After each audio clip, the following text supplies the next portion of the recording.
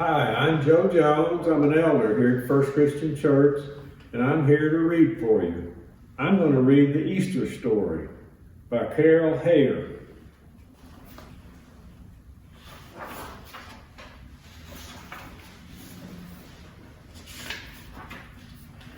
At Easter time, we think of fresh new grass and baby animals and warm golden sunshine. We think of baskets full of candy and brilliantly colored eggs. But most of all, at Easter time, we think about Jesus and all that he did for us.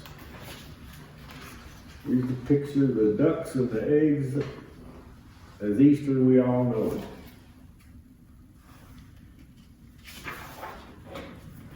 Jesus was born in a manger in Bethlehem on the first Christmas day. A great star shone in the sky above the stable, and its sparkling light led shepherds and great kings alike to baby Jesus. They brought gifts and knelt to worship the newborn child, the Son of God. Many, many years before, the prophets had foretold that this birth would take place and that God's Son would save the world.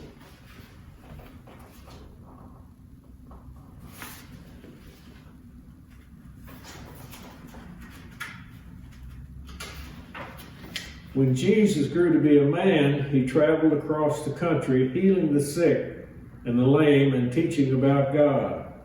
Everywhere Jesus went, people gathered to hear him speak, and little children flocked around him because he greeted them with love and kindness.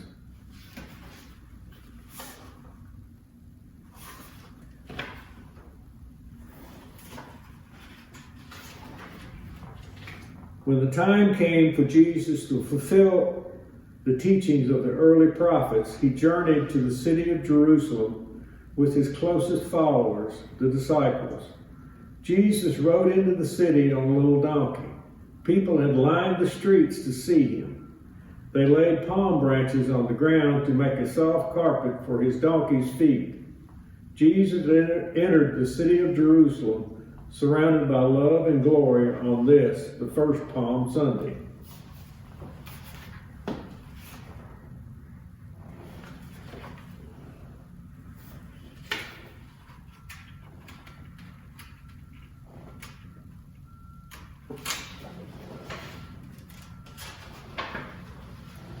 Upon his entry into Jerusalem, Jesus went straight to the temple where he expected to find people worshiping. Instead, he found merchants buying and selling and trying to make money. Jesus was so angry that he threw the money boxes into the air and chased the merchants away. Then Jesus entered the temple to teach and to pray. The leaders of the temple saw this and saw the crowd draw closer to hear Jesus' teachings, and they began to turn against him.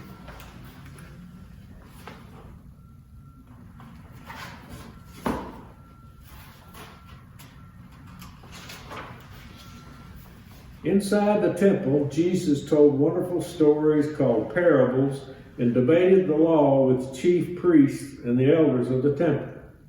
The leaders of the temple did not like to see the people listening so closely to Jesus, so they asked him questions and tried to trick him into saying something wrong. When asked what was the greatest commandment of all, Jesus answered, "Love God with all your heart.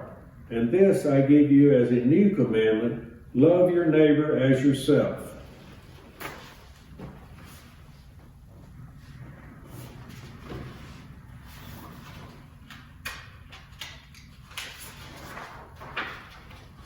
And Jesus continued his teachings and more people followed him. The leaders and chief priests grew more fearful of him. They began to plot against Jesus and look for a way to have him arrested.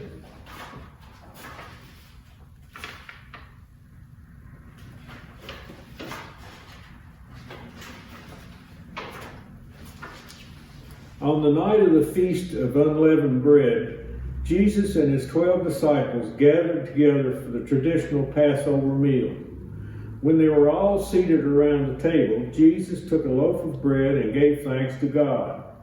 He tore the bread into pieces and gave them to his disciples. He then passed around the cup so that each disciple could drink. Jesus knew that this would be the last time he would sit and eat with the disciples, but he asked them to remember him in the future by gathering together to share this meal. This was Jesus' Last Supper.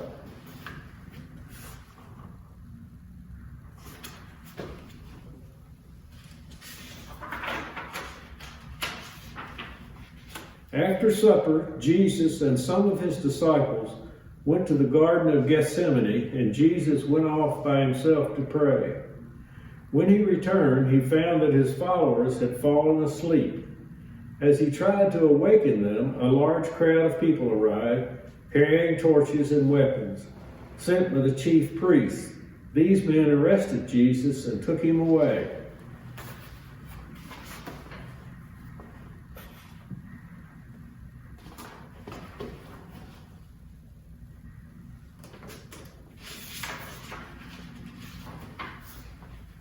The men took him to the court of Caiaphas, the high priest, where all the chief priests and elders had assembled. Caiaphas asked Jesus, "Are you Christ, the Son of God?" When Jesus replied, "Yes, it is as you say." Those assembled ordered him to be taken to the high Roman court and brought before Pilate. As it was customary to release one prisoner each Passover, Pilate went to the people and asked them if they wanted him to release Jesus. But the chief priests had stirred up the crowd, and the people angrily shouted for Jesus' death.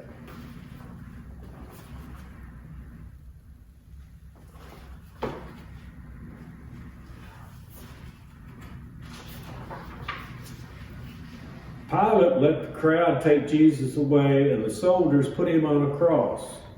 While the soldiers waited for him to die, Jesus' friends gathered around the cross, trying to comfort each other. As Jesus' death grew near, the day seemed to turn into night. Thunder roared and lightning pierced the darkness of the sky. And then, at the moment of Jesus' death, a powerful earthquake shook the ground so hard that the great curtain of the temple was torn in half. Later in the day, one of Jesus' followers took down his body and tenderly laid it in a tomb. A huge, heavy stone was rolled in front of the opening, and a soldier was sent to stand guard.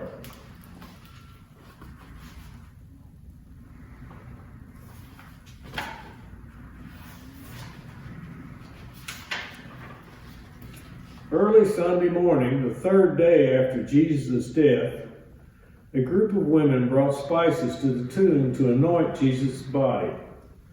But they found that the stone had been rolled away, and when they entered the tomb, they saw that Jesus' body was gone. The women were angry and afraid, and they cried out, wondering who would have taken Jesus away. Suddenly, a man dressed all in white appeared.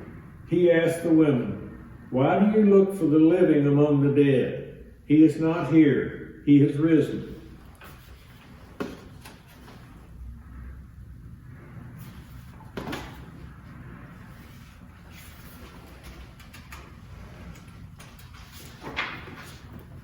The women ran to tell the disciples of the disappearance of Jesus' body. When they heard the news, two of the disciples returned to the tomb with one of the women, Mary Magdalene. They entered the tomb and found strips of linen lying on the ground and the burial cloths folded neatly nearby. The disciples left the tomb feeling sad and afraid because Jesus had been taken away.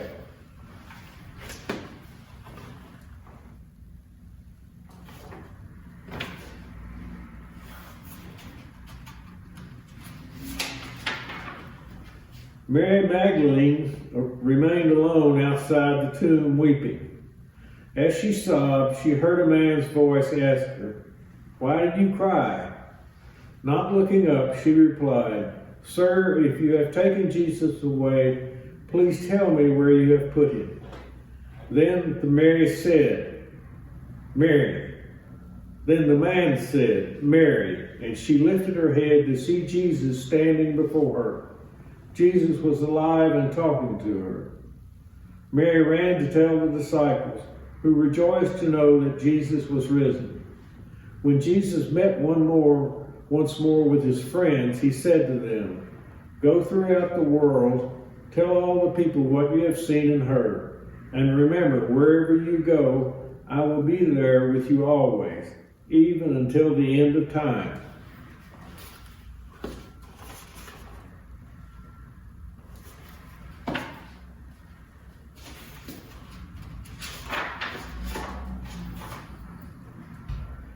This is why Christians celebrate Easter. We remember that Jesus gave up his life because he loved us.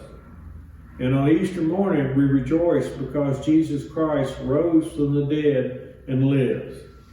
And we know that because of him, we too can live.